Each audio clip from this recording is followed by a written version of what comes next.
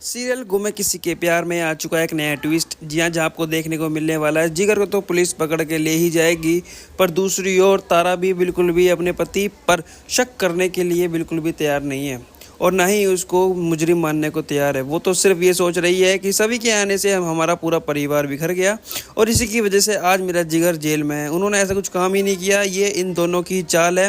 ये दोनों मियाँ बीवी की ऐसी चाल है जिसकी वजह से मेरे पति पर झूठे इल्ज़ाम लगे। मेरा पति ऐसे काम कर ही नहीं सकता जैसे इन्होंने इल्ज़ाम लगाए। वही सभी तारा को समझाएगी और कहेगी कि आप अपनी आंखों पर से पहले तो जिगर की सफाई का पट्टा उतारें। जब भी आपको पता चलेगा कि क्या सच है क्या गलत है। आपका पति एक नंबर का बदतमीज और आवारा, एक निहाती बदतमीज किस्म का आदमी है। वहीं सभी पर चिल्लाएगी तारा और कहेगी कि तुम चुप रहो, तुमसे किसी ने सवाल नहीं किया है।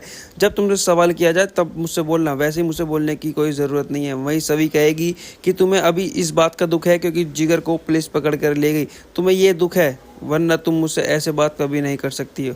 और रही बात जिगर की, जिगर ने जो किया है उसको उसकी सज़ा मिली है। चलो मैं तुमसे झूठ बोल सकती हूँ, ये जो लड़की मेरे सामने खड़ी है यानी कि तापसी, वो तो झूठ नहीं बोलेगी।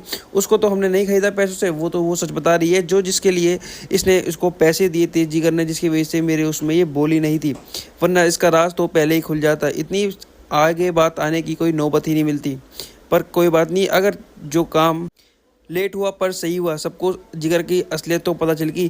पर तारा बिल्कुल नहीं मानने वाली है सभी की बात और सभी पर चिल्लाएगी, पर सभी गुस्से में चली जाएगी अपने घर यानी कि ईशा के घर भोसले निवास।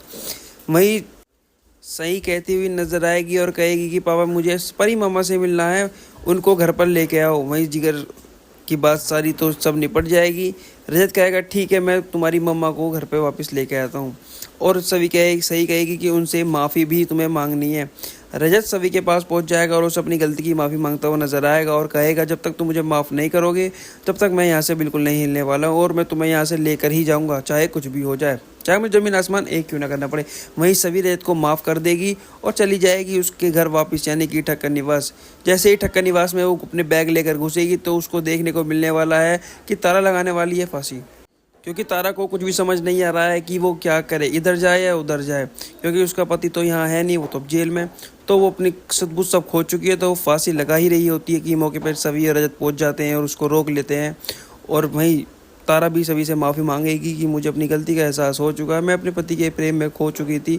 मुझे ऐसा लगा कि मेरा पति बिल्कुल मेरे संग ऐसा कभी नहीं कर सकता, पर मैं गलत थी, मैं उनके सीधे बिहेवियर के चक्कर में फंस गई। प्लीज़ भाई मुझे माफ़ कर दो, अब मैं इस दुनिया में जीकर क्या ही करूँगी जब मेरे संग मेरा कोई फैमिली वाला ही नहीं है। वहीं सभी कहेगी कि क्या हुआ भाभी, अगर तुम्हारे संग कोई है नहीं तो हम तो तुम्हारा फैमिली है, हम तुम्हारी भाभी हैं, सब हैं, तो तुम्हें किस बात की दिक्कत है, तुम्हारे घर में रहो, हमारे साथ रहो।